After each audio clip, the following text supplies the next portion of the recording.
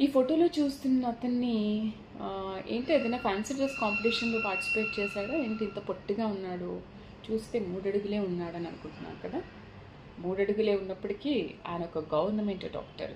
గుజరాత్కు చెందిన గణేష్. ఇతను ఒక హార్మోనల్ ప్రాబ్లంతో పుట్టాడు. సో అతను 3 అడుగుల వరకే పెరిగాడు.